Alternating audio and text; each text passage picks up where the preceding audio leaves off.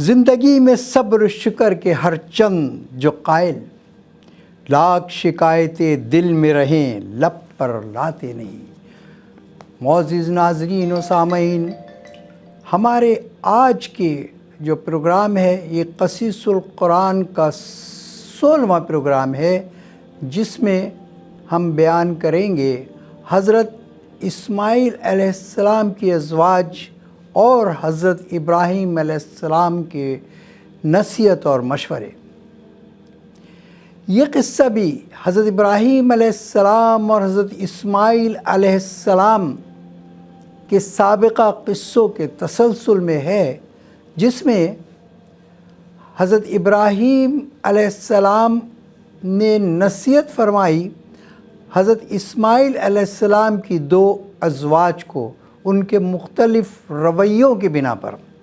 پہلی زوجہ جو تھیں وہ ناشکری خاتون تھیں، ان کو بہت سارے پرابلم تھے، وہ بہت ساری چیزوں پہ شکایت کنندہ تھیں، وہ شوہر کی وفادار بھی نہیں تھیں، اور انہیں معاشی حالات کی تنگی کا بھی شکایت تھی، اور وہ عیش و عشرت کی دلدادہ تھیں، اور اس طرح سے وہ اپنے شوہر کی بھی وفادار نہیں تھیں۔ دوسری اہلیہ جو تھیں وہ نیک سیرت تھیں، شوہر کی وفادار تھیں، ہر حال میں اللہ کا شکر ادا کرنے والی تھیں۔ یہ 2 وہ مختلف رویے تھے جو ہمیں آج کے معاشرے میں بھی بڑی کثرت سے نظر آتے ہیں، اور انہی مختلف رویوں کی بنا پر ہم یہ دیکھتے ہیں کہ آج ہمارے معاشرے میں بہت زیادہ معاملات، خانگی معاملات جو ہے وہ مشکلات کا شکار ہیں۔ ہمارے کورٹ، فیملی کورٹ ہزاروں کی تعداد میں روزانہ ایسے کیسز کو نوٹ کرتے ہیں، کیسز کو رجسٹر کرتے ہیں جو خلا پر اور طلاق پر مبنی ہوتے ہیں۔ اس کی ایک وجہ تو وہی منفی رویہ اور عدم برداشت ہے جو ہمارے معاشرے سے ختم ہوتا چلا جا رہا ہے، لیکن ہم ان سب کی ذمہ داری اپنی بہو، بیٹیوں اور خواتین پر نہیں ڈال سکتے۔ اس کے ذمہ دار ہمارے وہ مرد بھی ہیں جن میں اب عدم برداشت نہیں رہی، کہ جو حضور نبی کریم صلی اللہ علیہ وآلہ وسلم کی اس حدیث کو فراموش کر دیتے ہیں جس میں حضور نبی صلی اللہ علیہ وآلہ وسلم نے فرمایا کہ یہ نازک آبگینے ہیں، یہ ایک اور جگہ فرمایا یہ ٹیڑھی پسلی سے پیدا کیے گئے ہیں، ان کو اگر سیدھا کرنے کی کوشش کرو گے تو وہ ٹوٹ جائیں گی۔ کتنی حکمت ہے اس حدیث میں، کیا پیغام دیا ہے شوہروں کو کہ اپنی بیویوں کے ساتھ حکمت کے ساتھ معاملات کرو، محبت و پیار کے ساتھ معاملات کرو، اور پھر اس طرح اگر معاملات کرو گے تو برداشت بھی پیدا ہوگی، اور جو اس وقت منفی رویے ہیں یہ رویے بھی کم ہوں گے، اور جو اس وقت ہم اپنے کورٹ کچہریوں میں دیکھتے ہیں کہ خاندان کے خاندان مارے مارے پھر رہے ہیں، اور خواتین میں بھی عدم برداشت ہے، مردوں میں بھی عدم برداشت ہے، اسی چیز کی نشاندہی اس قصے میں بھی کی گئی ہے۔ عزیزان محترم، ہم نے ان سب کے باوجود اپنے اس قصے کو ان بہو بیٹیوں کے نام منسوب کیا ہے کہ جو اپنے گھر کو جنت النظیر بنانے کا عزم رکھتی ہیں۔ ناظرین گرامی، اس قصے کو بیان کرنے کے لیے ہم نے معروف علماء کرام کی جن مستند کتب کا سے استفادہ حاصل کیا ہے، ہم یہاں پہ آپ کو اس کی بھی تفصیل بتا دیتے ہیں تاکہ آپ اگر چاہیں تو مزید تفصیل کے ساتھ اس قصے کو آپ مطالعہ فرما سکتے ہیں۔ سب سے پہلی کتاب جو ہماری زیر نظر رہی وہ قرآن کریم کے بعد احادیث مبارکہ کی کتاب صحیح بخاری شریف تھی۔ صحیح بخاری شریف کی کتاب احادیث انبیاء کی حدیث نمبر 3365 میں یہ پورا قصہ ابن عباس اس کے مروی ہے اور یہ منقول ہے۔ دوسری کتاب جو ہمارے زیر مطالعہ رہی وہ تھی حضرت مولانا محمد حفظ الرحمن صاحب سہاروی رحمۃ اللہ علیہ کی کتاب قصص القرآن، جس کے صفحہ نمبر 229 اور 230 میں اس کی تفصیل موجود ہے۔ تیسری جو کتاب ہم نے دیکھی وہ تھی مفتی اعظم حضرت مفتی محمد شفیع صاحب رحمۃ اللہ علیہ کی شورا آفاق کتاب قصص الانبیاء، جس کے صفحہ نمبر 214 اور 215 میں اس واقعے کی تفصیل ہے۔ چوتھی کتاب جو زیر نظر رہی وہ حضرت علامہ عماد الدین ابن کثیر رحمۃ اللہ علیہ کی کتاب قصص الانبیاء تھی، جس کے صفحہ نمبر 185 اور 186 میں اس واقعے کی تفصیل دی گئی ہے۔ محدثین مورخین اس واقعے کو کچھ اس طرح تحریر کرتے ہیں کہ حضرت اسماعیل علیہ السلام کی عمر مبارکہ 15 برس ہو چکی تھی۔ آپ 15 برس کے جوان خبرو ہو چکے تھے۔ حضرت بی بی ہاجرہ آپ کی والدہ محترمہ کو یہ فکر تھی کہ اب ان کی شادی کر دی جائے، ان کا گھر بسا دیا جائے۔ وہ اس تلاش میں تھیں، بنو جرہم کی خواتین میں اس خاتون کی تلاش میں تھیں جس سے حضرت اسماعیل کا نکاح کیا جائے۔ ابھی یہ سلسلہ جاری ہی تھا کہ اللہ تبارک و تعالیٰ نے خانوادہ ابراہیم کو مزید ایک آزمائش میں مبتلا فرما دیا۔ ملک الموت کو حکم ہوا کہ جاؤ اور ہماری اس نیک بندی کو ہمارے حضور میں پیش کر دو۔ ملک الموت نے روح قبض کر لی، بی بی ہاجرہ کا انتقال ہو گیا۔ عجیب لمحات تھے۔ حضرت ابراہیم علیہ السلام مکہ مکرمہ سے 1400 کلومیٹر دور ملک شام کے شہر فلسطین میں تھے۔ اب یہاں پر حضرت اسماعیل علیہ السلام تھے اور محترمہ والدہ کی تدفین کا مرحلہ تھا۔ بنو جرہم کے لوگوں نے حضرت اسماعیل کے مشورے سے حضرت بی بی ہاجرہ کو آب زمزم کے قریب ٹھیک اس جگہ دفن کیا جہاں پر ایک بوڑھے درخت کے نیچے 15 برس پہلے حضرت ابراہیم علیہ السلام اللہ کے حکم سے اپنی چہیتی بیوی اور اپنے شیرخوار بچے کو چھوڑ کر اس دشت بیابان میں گئے تھے۔ 15 برس کا عرصہ گزر چکا تھا۔ حضرت اسماعیل علیہ السلام نے والدہ کی تدفین کر دی تھی۔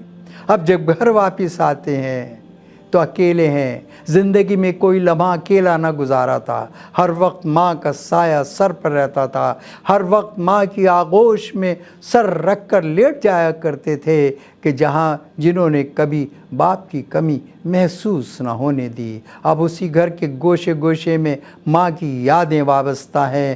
ہر دیوار سے ماں کی خوشبو آ رہی ہے۔ گھبرا کر باہر نکلتے ہیں اور آب زمزم کے کنویں پر بیٹھ جاتے ہیں۔ پھر گھر میں داخل ہوتے ہیں۔ پھر یہی مرحلہ ہوتا ہے، جگہ جگہ سے ماں کی یادوں کی خوشبو ہوتی ہے اور پھر پریشان ہو جاتے ہیں، گھبرا جاتے ہیں۔ چند دن اسی طرح گزر جاتے ہیں۔ پھر آخر فیصلہ کرتے ہیں کہ میں یہاں اکیلا کب تک زندگی گزاروں گا، ماں کی یاد تو ہر وقت میرے ساتھ رہتی ہے، کیوں نہ میں ملک شام والد محترم کے پاس چلا جاؤں۔ اس خیال کا تذکرہ بنو جرہم کے لوگوں سے کرتے ہیں۔ جب بنو جرہم کے لوگ یہ سنتے ہیں تو پریشان ہو جاتے ہیں۔ ابھی بی بی ہاجرہ علیہ السلام کی جدائی بھی برداشت نہ ہونے پائی تھی کہ حضرت اسماعیل علیہ السلام نے بھی یہ فیصلہ کیا کہ میں ملک شام چلا جاؤں۔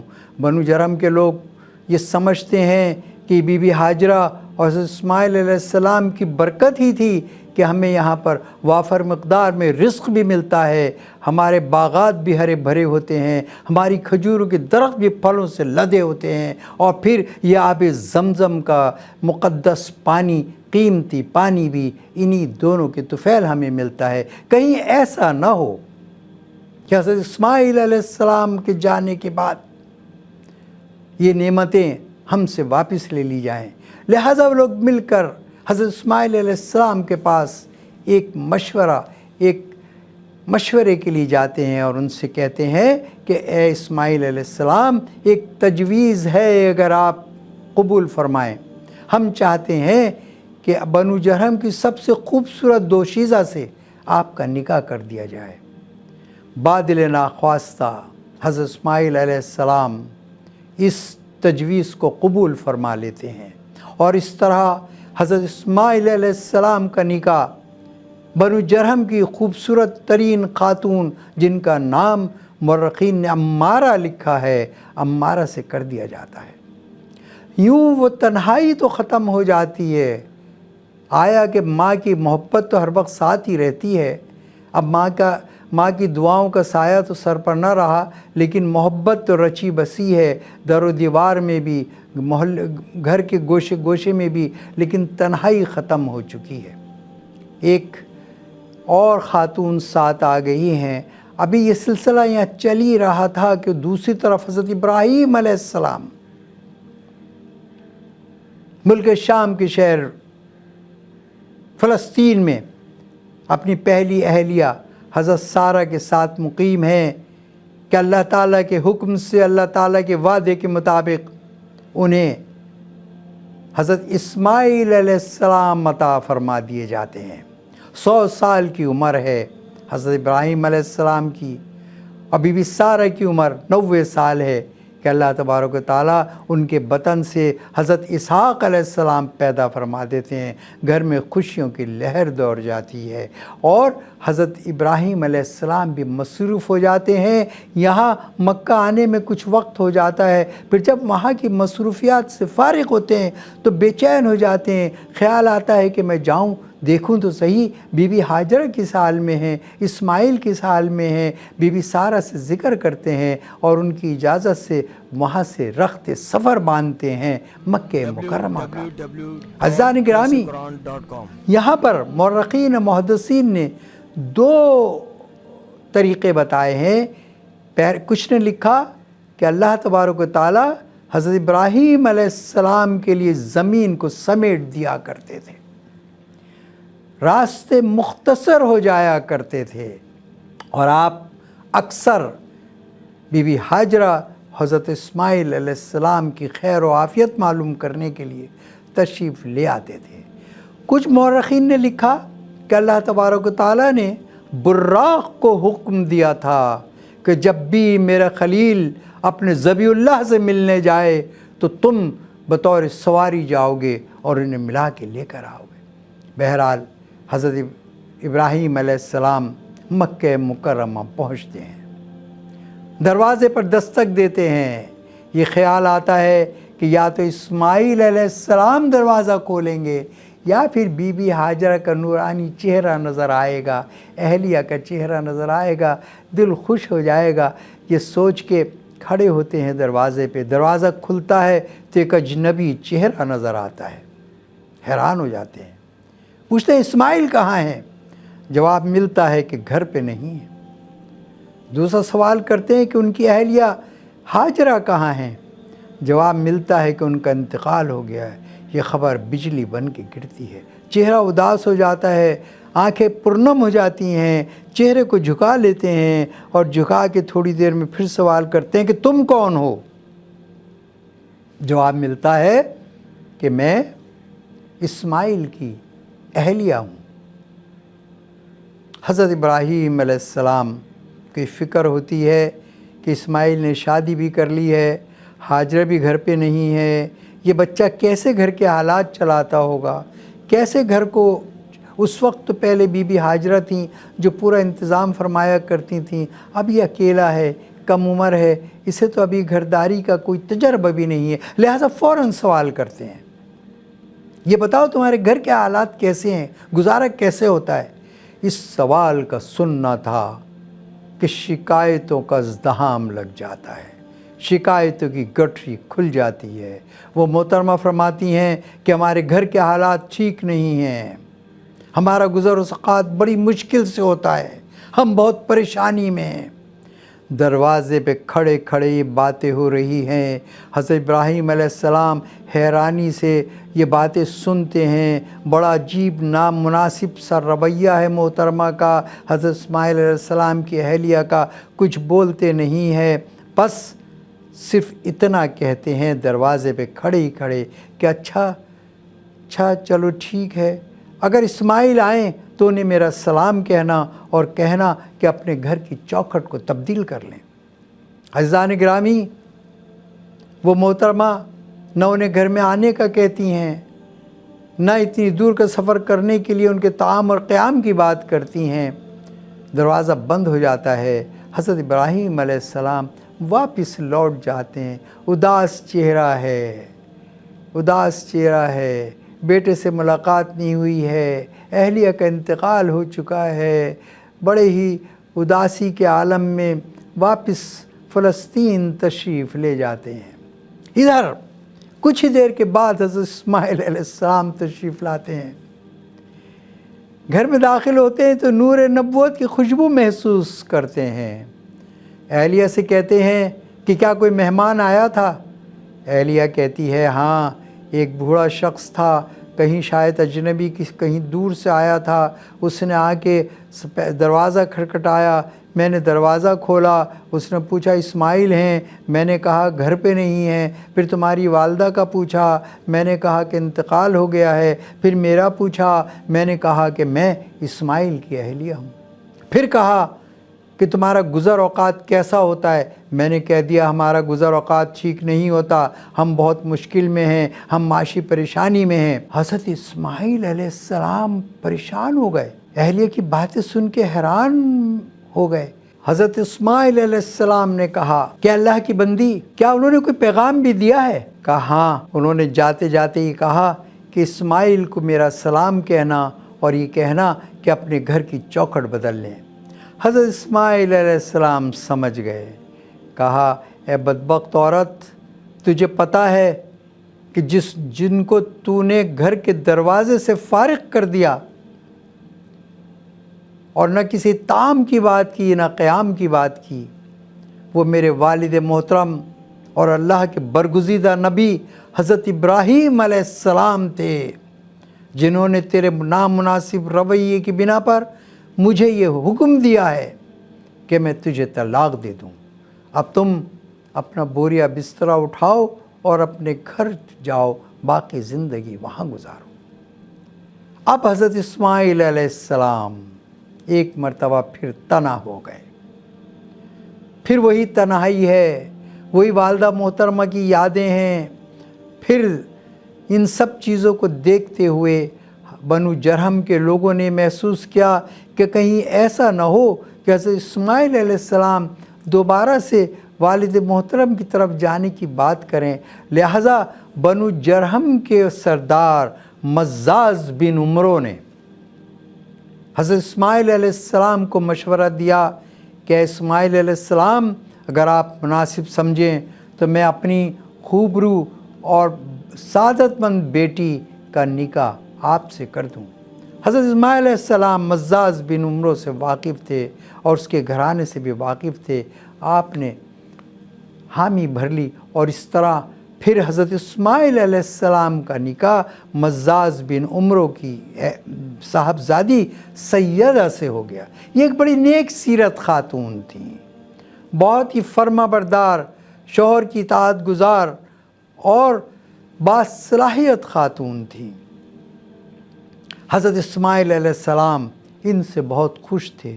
उधर दूसरी तरफ हज़रत इब्राहीम अलैहिस्सलाम फ़लस्तीन तो पहुँच गए, लेकिन बड़े परेशान थे।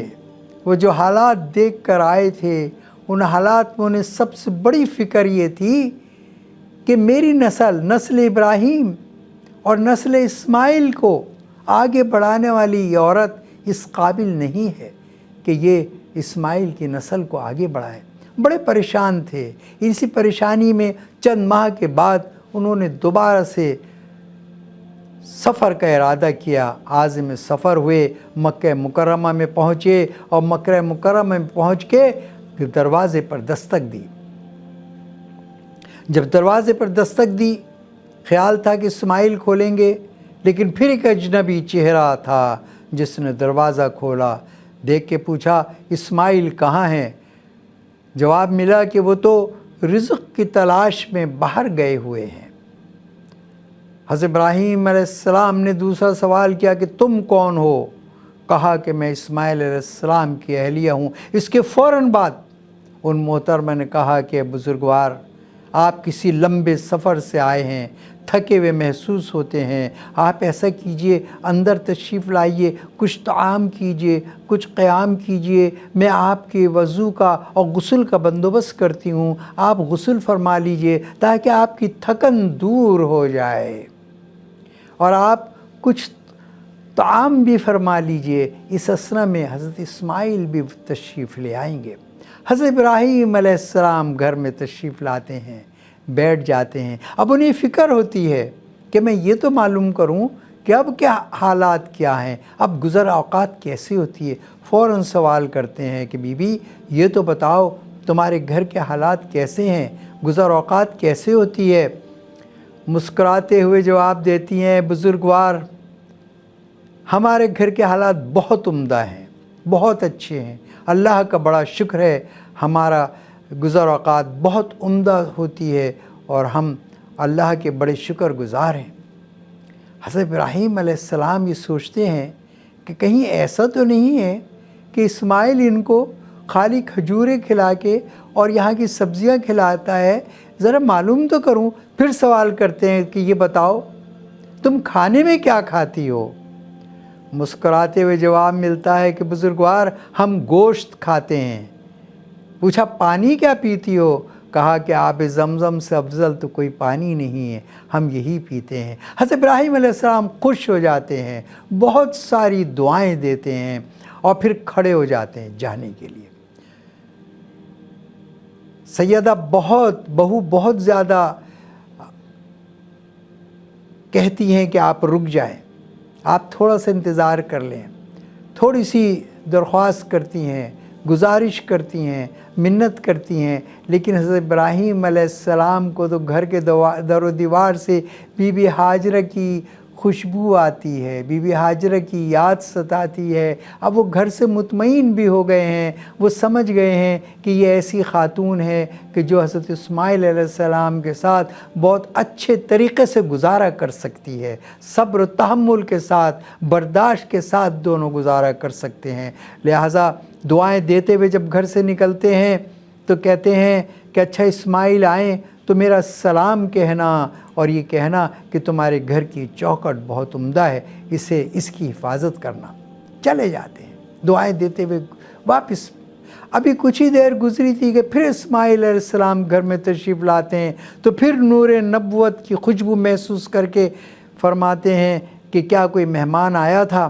اہلیہ جلدی سے کہتی ہیں جی ایک نورانی شکل کے بزرگ آئے تھے، کہیں بہت دور کا سفر کر کے آئے تھے، چہرے پہ تھکن بھی تھی، میں نے انہیں گھر میں بلایا، انہیں بٹھایا، ان کے غسل کا بندوبست کیا، انہیں طعام و قیام کے لیے ان سے اصرار کیا، لیکن انہوں نے تھوڑی دیر بیٹھنے کے بعد مجھ سے کچھ سوالات پوچھے، تمہارے بارے میں پوچھا، میں نے کہا کہ رزق کی تلاش میں گئے ہیں، پھر میرے بارے میں پوچھا، میں نے بتا دیا، پھر انہوں نے جاتے جاتے دعاؤں کے ساتھ تمہیں یہ پیغام دیا ہے کہ اسماعیل آئیں تو انہیں میرا سلام کہنا اور کہنا کہ تمہاری یہ چوکھٹ بہت عمدہ ہے، اس کی حفاظت کریں۔ حضرت اسماعیل علیہ السلام مسکرا دیے، اہلیہ سے کہا کہ اے نیک بخت، وہ اللہ کے برگزیدہ نبی اور میرے والد حضرت ابراہیم علیہ السلام تھے جو یہ پیغام دے کر گئے ہیں کہ میں ہمیشہ تمہیں اپنے ساتھ رکھوں۔ عزیزان گرامی، یہ حضرت سیدہ ہی تھیں، حضرت اسماعیل علیہ السلام کی وہی اہلیہ تھیں جن سے اللہ تبارک و تعالیٰ نے 12 اولادیں عطا فرمائیں۔ یہ 12 کے 12 اپنی بستیوں کے سردار بنے، انہوں نے 12 بستیاں آباد کیں، اور پھر یہ 12 کے 12 بھائی جب حجاز مقدس سے نکلے تو شام، عراق اور یمن میں پھیل گئے، اور بڑی تیزی سے انہوں نے آل اسماعیل کو جو ہے وہ آگے بڑھایا۔ یہاں پر یہ ہمارا قصہ تو اختتام پذیر ہوتا ہے، لیکن اسے کس طرح سے چند اشعار میں بیان کیا گیا ہے میں وہ آپ کے سامنے پیش کرتا ہوں، تاکہ اس سے آج کے ماحول کا بھی اندازہ ہوگا، اور انہی اشعار میں وہ سبق بھی ہے جو اگر ہم سمجھنا چاہیں تو ہم سمجھ سکتے ہیں۔ زندگی میں صبر شکر کے ہر چند جو قائل، زندگی میں ہے صبر شکر کے ہر چند جو قائل، لاکھ شکایتیں دل میں رہیں لب پر لاتے نہیں۔ وہ لوگ رہتے ہیں جو شاکی حالات سے اپنے، وہ لوگ رہتے ہیں جو شاکی حالات سے اپنے، آشیانے پہ ان کے رحمت کے فرشتے کبھی آتے نہیں۔ اور یہ آج کے ان بے صبرے اور عدم برداشت لوگوں کے بارے میں ہے کہ صبر و شکر سے آری یہ حصول زر کے پجاری، صبر شکر سے آری یہ حصول زر کے پجاری، زباں پہ جن کے کلمات شکر کبھی آتے نہیں، وما علینا الا البلاغ۔ سوشل میڈیا پر سب سے قدیم اور سب سے ریلائبل برانڈ درسقرآن.com